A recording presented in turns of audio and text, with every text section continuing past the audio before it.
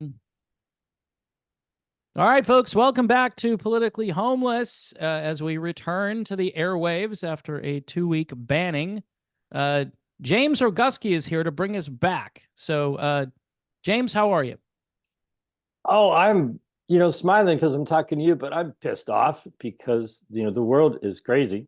But I've got some additional information to what I've been talking about in the past. So, how you doing, Dave? I'm doing good. I had 2 weeks off from the channel. Was not anything I was hoping for, but when you put out mis and disinformation, malinformation, all the information that I was sharing with the audience, things happen. So I'm glad to have you on, James, because you never bring us dis or misinformation. You're always just filled with interesting things that Um, we should know about. um, I'm full of something, and I like to think it's good information. Um, Now, I want to clear up something before we get started. I noticed that you've changed your background.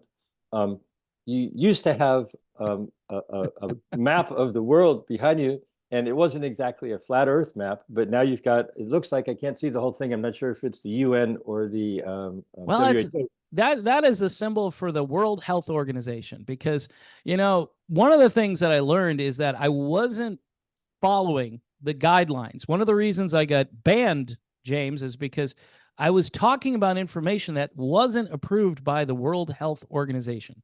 So I figured as a gesture of friendship or of trying to show people that I'm trying to get along with the powers that be here, I figured I would make this the new background image.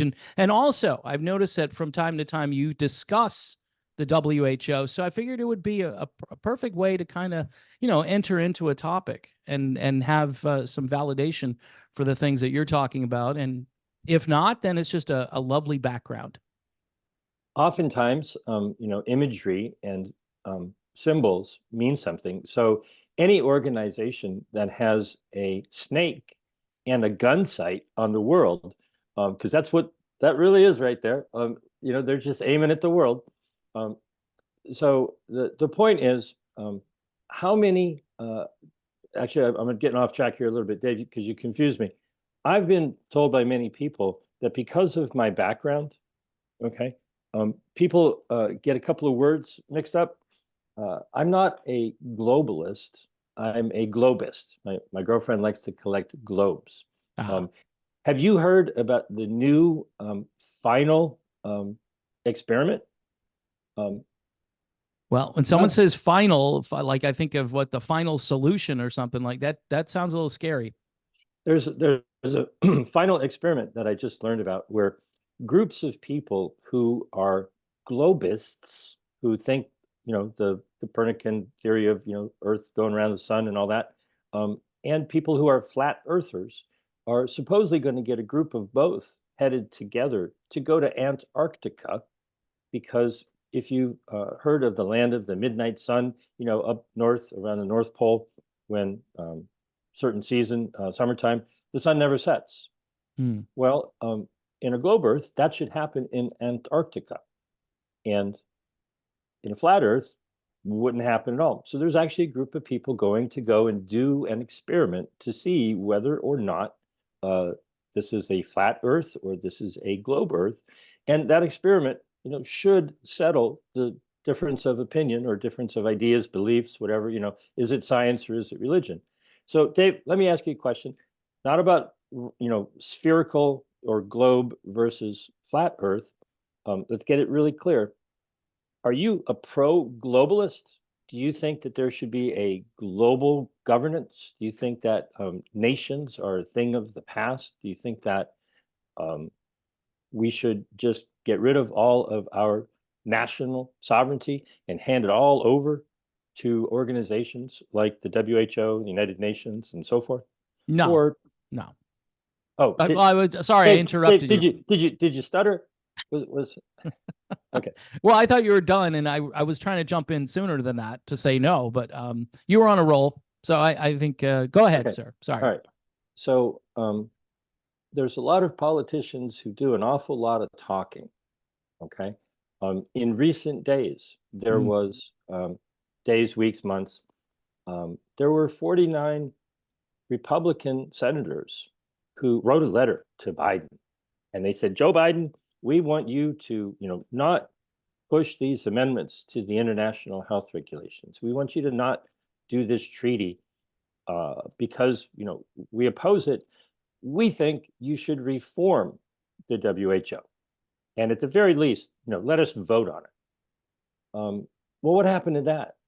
And there were also 24 Republican governors and 22 Republican attorneys general who were wagging their finger, sending a letter to Joe Biden saying, hey, we don't want you to do this. We want you to reform the WHO.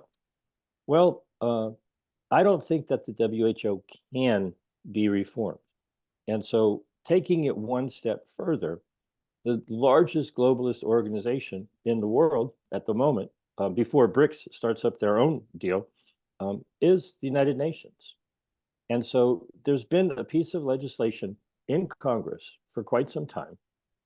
And it's got a strange name. It's called defund, but it doesn't defund the UN and WHO only. It's disengaging entirely from the United Nations Debacle Act. Now, everybody loves acronyms, I guess. I don't know why they ended up with defund. And look at that, Dave. We've got 8 co-sponsors. So eight out of 435 members of Congress are avowedly anti-globalist. So look over those names, everybody, and maybe send them some money and give them some support. I don't know. Okay. Well, yeah, Thomas Massey there is. He's pretty consistent. The names are not all that surprising. Okay. And in the Senate, we got 4%. 4%. Okay. Wow. Now, kudos to all of them. So there's a lot of information on this website, statements made by the various people who've signed on to this. But let me make everybody dizzy and scroll down here a little bit. George Washington, said that we should steer clear of permanent alliances with any portion of the foreign world. Now, there is action that you can take. You can send letters and such to Congress. But here's basically the thinking going forward into this wonderful election season. You'll never get my vote in the future unless you support our immediate withdrawal from the United Nations and the WHO. Yep. Which part of get us out do you not understand? So all this information is on stoptheglobalagenda.com, but it goes a little bit further than that because the bill doesn't just demand that we get out of the UN. It demands that the UN get out of us. Yeah, meaning it's better. The headquarters and this, sovereign control of the land in New York City and whatever else. Because what's really going on is very quietly, all of the resolutions and the declarations and the things that are agreed upon at the WHO and the UN, they quietly seep into local government. And so you get things like 15-minute cities, and you get things like, grooming children, to abide by the dictates of WHO's mental health policies and so forth and so on. I'm not going to pull up the document because it's really, really boring. But one of the resolutions that was adopted at the World Health Assembly by the WHO was encouraging all of the nations to take advantage of mass sporting events, the Olympics, Super Bowl, any other sporting event, to promote health. Okay. So I could just see, the halftime shows coming up in the future, promoting the WHO's version of health. So here's a challenge to everyone out there. Not that, anyone's going to hear my challenge, but to all of the people running for government office, whether it is president, we've got half a handful of people who claim they want to be president. I haven't heard any of them. Maybe they have. I haven't heard any of them say that they want to exit the United Nations and the WHO. Now, there's a piece of legislation that 8 members of Congress and 4 members of the Senate have had the guts to put their name on the dotted line and say, look, we want out. Right. Okay. Yeah. It's a Jordan Peele movie, Get Out. Right? Mm-hmm. We want to get the United States out of the WHO and the United Nations, and get the United Nations out of the United States. And so I haven't heard Trump say that he wants to get out of the United Nations. He has said he wants to get out of the WHO, so he gets a half a check mark. Mm-hmm. I haven't heard President Biden, he's the one pushing for all these agreements and so forth. And I haven't heard Robert F. Kennedy Jr. or any of the other candidates say very clearly that they support that legislation. And if that legislation was passed, that they would sign it and they would get us the heck out of the United Nations. We might as well do it before the doing is good, because pretty soon there's going to be a BRICS health organization, and there's going to be a United BRICS nations. There already is. Okay, so if you can't see the writing on the wall that the UN is going down along with the WHO, it's just a matter of time. Get ahead of the curve and show show everyone, show your constituents that you care more about the people in your country, and you're not going to listen to a globalist organization that is telling you, what you should do. So I encourage everyone to go to stoptheglobalagenda.com.